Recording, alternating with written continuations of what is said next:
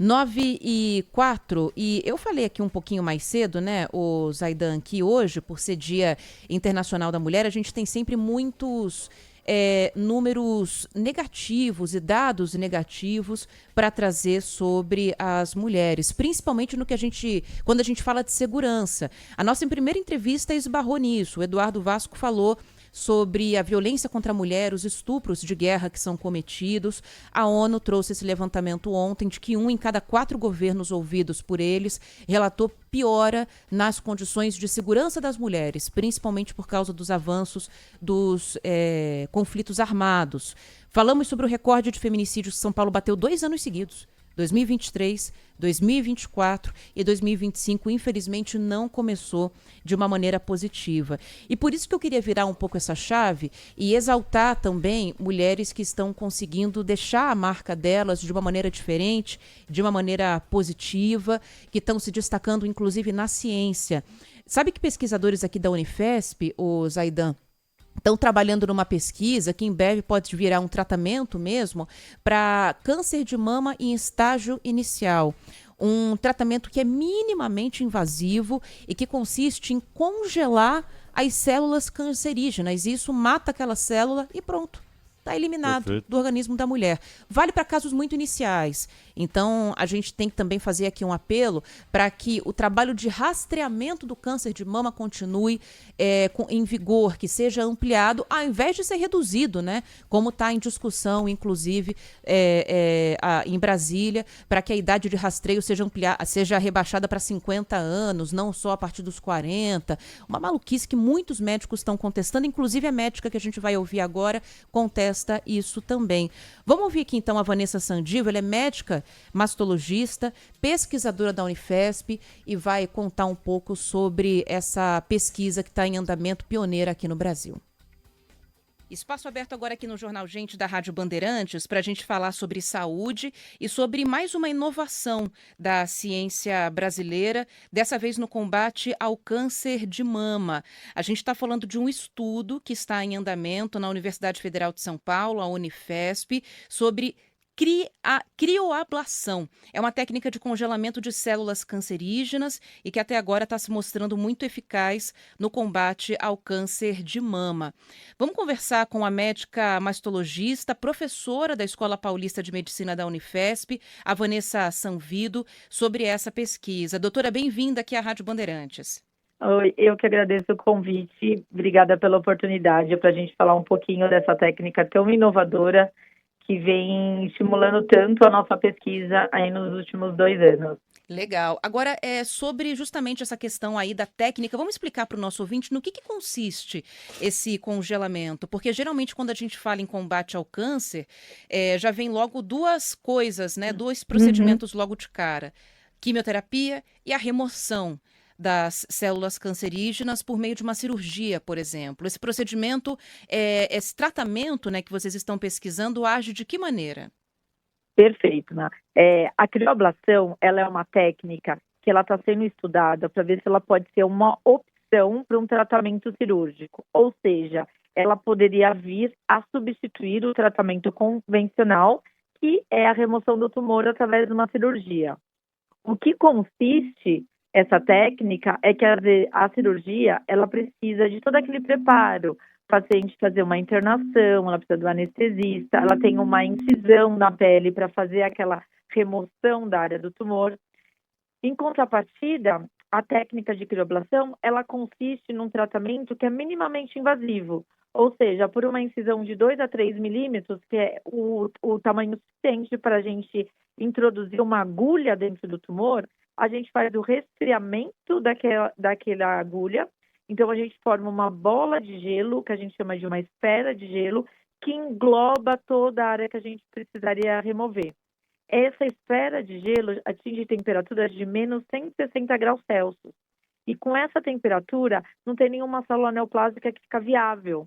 Então, com isso, as células acabam sendo destruídas, elas entram em apoptose, ou seja, causam uma morte celular e destrói o tumor sem a gente precisar do tratamento convencional, que é o cirúrgico. Então, essa primeira fase da pesquisa, ela veio avaliar se a técnica era eficaz. e ela realmente teve uma eficácia excelente para tumores pequenos. Então, a gente incluiu tumores até 2,5 centímetros. Quando a gente avalia todas as pacientes envolvidas, a gente teve uma eficácia de 93%, ou seja, 93% dos casos a gente não precisaria de um tratamento cirúrgico, só o congelamento do tumor já seria suficiente. E quando a gente diminui o tamanho do tumor para até 2 centímetros, a eficácia foi de 100%. Ou seja, para os nossos ouvintes, aquelas pacientes que tinham um tumor de mama até 2 centímetros de carcinoma invasivo, essas pacientes não precisariam mais da cirurgia. Como essa primeira fase da pesquisa, os resultados foram muito animadores, a gente está agora começando uma segunda fase da pesquisa, que vai ser um novo tratamento. O que vai ser isso? Essa segunda fase da pesquisa, as pacientes vão, um grupo de pacientes realizar a crioablação e um grupo de pacientes realizar a cirurgia. E com isso a gente vai seguir essas pacientes e comparar. O que a gente tem de meta é que nos próximos 2 a 3 anos a gente consiga comprovar que a crioablação pode substituir a cirurgia. Vai ser para todos os casos? Não, vai ser para casos selecionados, que vão ser aquelas pacientes com tumor pequeno, um tumor inicial, mas que ela vai ter uma opção de tratamento, onde ela vai escolher, nossa, eu quero fazer a cirurgia, ou olha, eu quero fazer esse tratamento que é mínimo, que eu não tenho incisão, que Sim. depois de 20 a 30 minutos eu vou para casa, que no dia seguinte eu retorno às minhas atividades habituais. Então, acaba sendo um tratamento com uma recuperação muito boa para a nossa paciente, E né? com menos risco também, né, para a saúde da paciente, porque qualquer cirurgia é um Exa risco, né? Exatamente, a gente tira o risco tanto de internação, tanto o risco de complicação anestésica, como aquele tempo que a paciente fica ali internada, ou aquele tempo de recuperação de pós-operatório, que é 7 dias de repouso relativo. Então, isso para o ganho da paciente, para a vida da paciente, é muito bom, né? Esse retorno precoce, você não precisar de uma internação e você fazer um tratamento oncológico em 30 minutos, né? Então, tem muitos benefícios.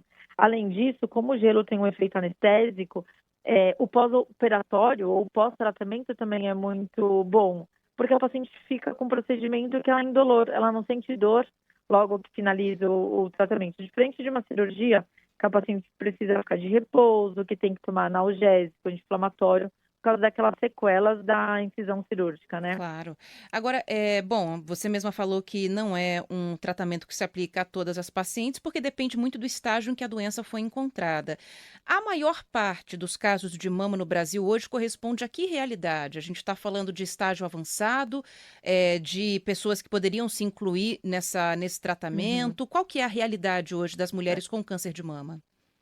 Infelizmente, ainda, os dados que a gente tem do Ministério da Saúde é que 60% dos casos de câncer de mama diagnosticados no Brasil ainda são localmente avançados. O que a gente tem que fazer para combater isso? É aumentar o rastreamento do câncer de mama através da mamografia. Então, quanto mais rastreamento a gente tiver, maior a probabilidade de a gente ter diagnóstico de tumores iniciais. E os tumores iniciais é onde a gente está tendo esse avanço no tratamento para ser um tratamento cada vez mais menos invasivo, um tratamento cada vez menos mutilador, né? A gente tem essa opção de tratamento minimamente invasivo. Então, hoje a gente tem que atuar em duas frentes. A pesquisa está evoluindo muito para a gente diminuir o tratamento no câncer de mama inicial, mas, em contrapartida, a gente precisa aumentar esse rastreamento mamográfico para o Brasil ter os mesmos índices que a gente tem em países desenvolvidos, onde 80% dos tumores são diagnosticados em estágios iniciais, o que, infelizmente, não é uma realidade do nosso país ainda. Então, a gente tem que estimular, sim, esse rastreamento para a paciente ter a oportunidade de fazer um tratamento menor. E, normalmente, esses tumores iniciais, além deles terem a opção desse tratamento minimamente invasivo, muitos casos não precisam de quimioterapia. Então, a gente vê que o tratamento está evoluindo, mas a gente tem que evoluir no rastreamento também para os dois acabarem juntos, né, tendo uma oportunidade de cura e de uma opção de tratamento menor para o paciente, menos mutilador. Entendi. E é interessante que essa sua fala vem no momento em que a gente está discutindo, a ANS está discutindo a retirada dos planos de saúde da obrigatoriedade de custear a mamografia para mulheres abaixo de 40 anos. E aí eu vi um dado, queria que a senhora confirmasse para mim, se ele é verídico mesmo, de que quase metade dos casos de câncer de mama são diagnosticados em mulheres que estão na faixa etária entre 40 e 50 anos. É isso mesmo? É isso mesmo, é isso mesmo. A gente está tendo aí o último mês, né? A Sociedade Brasileira de Mastologia, Colégio Brasileiro de Mastologia, uma luta de radiologia, uma luta contra essa tendência a eles quererem restringir a mamografia, porque metade dos nossos carcinomas diagnosticados no Brasil hoje pegam mulheres de 40 a 50 anos. Se a gente limitar o acesso ao rastreamento nessa população, a gente vai estar tendo cada vez mais tumores localmente avançados. Isso seria um retrocesso, porque a chance de cura que a nossa paciente tem quando faz o diagnóstico do câncer de mama é quando ela faz a descoberta numa detecção precoce. Então, hoje, a gente tem que realmente estimular cada vez mais a promoção de saúde e a prevenção secundária através da mamografia anual a partir dos 40 anos. Então, a gente não pode, ou a gente tem que lutar contra esse retrocesso que seria a gente limitar a mamografia, porque a gente estaria deixando de fazer diagnóstico de 40% a 50% de uma população jovem, que é aquela população que está ativa profissionalmente, economicamente, né? Então, não, o que a gente recomenda realmente é que a mamografia deveria ser feita a partir dos 40 anos anualmente para aquela mulher que tem risco habitual, ou seja, que não tem histórico de câncer de mama na família, ela precisa começar a fazer o rastreamento a partir dos 40 anos. Entendi. Bom, e voltando para a pesquisa agora, é que eu não podia deixar de pegar a sua opinião sobre esse assunto também, doutora, Não, porque esse é muito assunto da importante. mamografia, assim, a gente tem que debater muito, né? A gente não pode voltar, a gente não pode ter esse retrocesso, né? Uhum. Então, a gente não podia deixar de falar sobre isso, a gente está acompanhando esse assunto aqui também na rádio bem de perto. Agora, voltando aqui para a pesquisa, a realidade das mulheres que vocês usaram, acompanharam nesse levantamento, também é essa? Na maioria eram pacientes mais jovens. A gente tem mais algo sobre o perfil dessas mulheres que participaram da pesquisa? Uhum. É. O predomínio dos nossos pacientes foram pacientes na menopausa, ou seja, pacientes acima de 50 anos, com tumores iniciais. Então, esses tumores que ocorrem nas mulheres acima de 50 anos, que está fazendo sua mamografia anual, a maior parte dos nossos pacientes, elas envolveram pacientes do SUS e do privado, mas a maior parte dos pacientes foram pacientes do SUS, que estavam fazendo mamografia anual, então a gente conseguiu fazer a detecção inicial, mas eram pacientes acima de 50 anos. Há uma tendência a esses tratamentos minimamente invasivos ocorrerem em mulheres na menopausa, até porque tem características de tumores mais indolentes. O câncer de mama na paciente jovem, ele tem algumas características, às vezes, de crescimento muito rápido. E aí é difícil a gente, às vezes, fazer o diagnóstico de um tumor tão inicial na paciente na pré-menopausa. Entendi, entendi. E o câncer de mama hoje ele está em que lugar no ranking de vítimas, de pessoas que infelizmente morrem por essa doença aqui? O câncer de mama, ele representa a principal causa de morte por câncer nas mulheres. Então, Tá. hoje no nosso país, ele é o segundo câncer mais incidente, quando a gente inclui o câncer de pele e não melanoma junto. Se a gente excluir o câncer de pele, ele é o carcinoma mais incidente no sexo feminino e é a principal causa de morte por câncer nas mulheres no Brasil. Então, nossa incidência, a mortalidade ainda é muito elevada E mesmo. é uma questão de diagnóstico, principalmente. Nosso diagnóstico está sendo feito em tumores localmente avançados, onde a gente tem menor chance de cura. E a nossa chance de cura está naqueles tumores iniciais. Por isso que é tão importante a gente fazer campanha de promoção da saúde, prevenção primária e prevenção secundária, porque isso impacta diretamente na sobrevida das nossas pacientes. Claro, exatamente. Por isso que a gente está destacando tanto aqui esse levantamento, essa pesquisa, né, que vocês estão realizando na Unifesp e que pode ser um negócio revolucionário no tratamento das mulheres quando a gente tiver a detecção precoce, né, inicial. Só para a gente Exato. encerrar, então, só para a gente repetir aqui, doutora Vanessa, a senhora falou de uma coisa um prazo, né, de 2 a 3 anos para comprovação da eficácia da pesquisa, de fechar a pesquisa. Então, a gente está falando de um tratamento que, tudo se encaminhando bem, poderia estar disponível daqui a quanto tempo? Esse tratamento promissor, todo tratamento, quando a gente vai introduzir ou validar, Existem 2 ou 3 fases de uma pesquisa clínica. A primeira fase foi a que a gente finalizou, que foi esse estudo fase 2. Agora começa o estudo fase 3. O que é o estudo fase 3? Onde a gente vai comprovar a eficácia com o tratamento convencional, que é a cirurgia, e ter o segmento dessas pacientes. Então, a gente tem uma previsão aí que entre 2 a 3 anos, a gente consiga comprovar agora, no que a gente tem maior nível de evidência científica, que a técnica pode substituir a cirurgia. Então, a gente está falando um prazo curto aí de 2 a 3 anos. Já existem pesquisas em andamento fora do país, então a gente tem pesquisa americana, que foi publicada ano passado, a gente tem uma pesquisa japonesa que foi publicada já comprovando a eficácia da técnica, e nosso grupo é o primeiro grupo brasileiro que está vindo querer comprovar essa eficácia também, uma vez que a gente precisa dessa comprovação para a gente conseguir trazer essa técnica e com isso diminuir o custo e ser acessível para a população.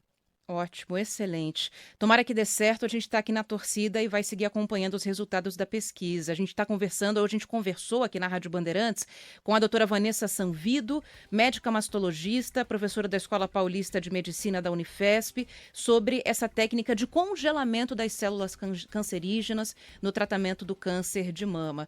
Doutora, parabéns pelo trabalho, desejo sorte aí nessa pesquisa e obrigada por atender aqui o ouvinte da Rádio Bandeirantes.